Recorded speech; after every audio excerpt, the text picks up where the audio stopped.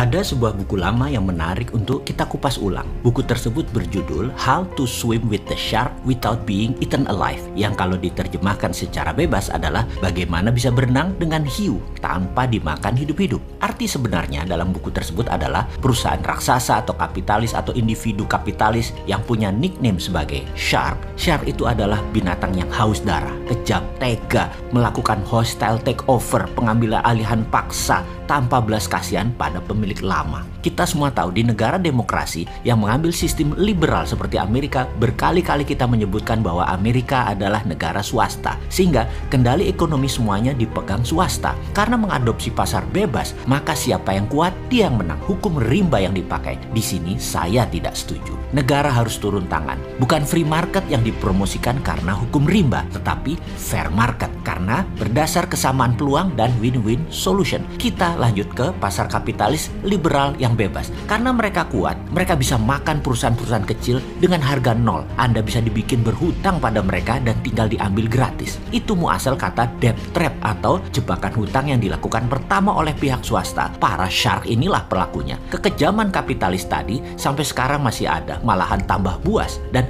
itulah business as usual dari para shark tersebut. Mereka berbungkus venture capital, berbungkus giant multinational company, private investor, hedge fund, dan banyak lagi nama mereka biar mereka terlihat baik, seksi, dan mitra terpercaya. Sebelum kita lanjut tentang pelajaran How to Swim with the Shark Without Being Eaten Alive, sebaiknya saya minta izin untuk sedikit lompat. Nanti kita balik ke topik di awal. Shark di dunia korporasi di negara barat sudah kelihatan. Maka ada buku yang sedang saya kerjakan di mana memerlukan waktu lama karena penelitiannya panjang, mengagumkan politik, bernegara, dan ekonomi makro-mikro. Judul buku ini sudah saya sebutkan berkali-kali. Buku ini adalah buku ketiga trilogi serial geopolitik dan geoekonomi yang nanti akan berjudul Redraw Maps. Dengan tagline kecil di bawahnya adalah Mari Bung Rebut Kembali. Dan ada second tagline, yaitu bagaimana berenang dengan Amerika dan Tiongkok tanpa Indonesia dimakan hidup-hidup. Agak nyeleneh judulnya, karena saya menganggap Indonesia saat ini sudah dimakan hidup-hidup oleh keduanya selama 7 presiden.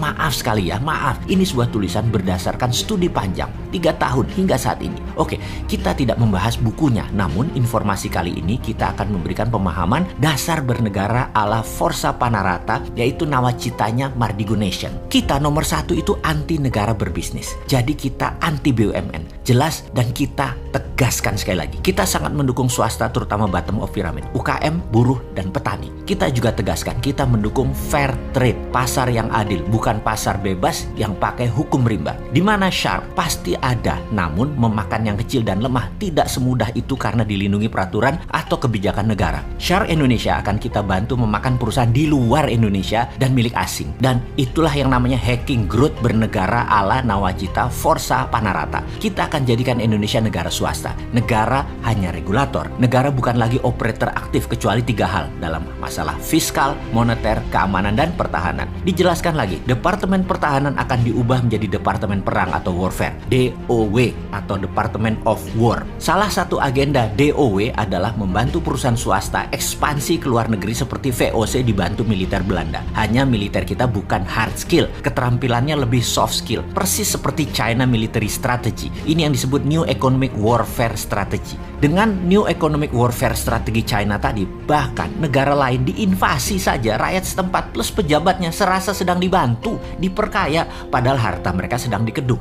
Itulah military soft power yang saat ini diperlakukan oleh China.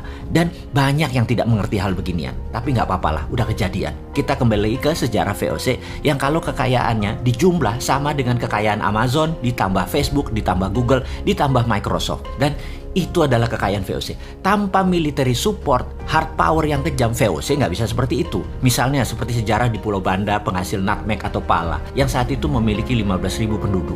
Demi menguasai wilayah tersebut, pedagang Belanda ingin menguasainya, maka militernya di bawah JP Kun atau Jan Pieter Soen Kun bisa bantai 14.000 penduduk Pulau Banda hingga saat itu tinggal 1.000 orang saja. Sekarang itu adalah cerita duka. Amerika selama 70 tahun masih pakai cara Belanda melindungi oil company-nya, internet bisnisnya, satelitnya, dan dolarnya. Namun sejak 2013 Amerika mendapat tantangan baru dengan strategi soft power dari Tiongkok yang banyak disukai pemimpin negara oportunis yang ingin cetak quick money. Miring ke Tiongkok itu ada dua ciri saat ini, yaitu negara-negara yang ambil obor, One Belt, One Road. Negara tersebut memang ambil Tiongkok sebagai bohir dan sponsor kekuasaan, atau negara tersebut lemah foreign policy-nya sehingga keduanya adalah termakan soft power military strategi menggunakan economic approach. Sahabat, mulai kebayangkan gambaran ke depan apa yang harus kita benahi dari cara kita bernegara. Kita harus menyempurnakan, kita harus pinteri pengusaha, politikus, dan penguasa saat ini. Setuju kan?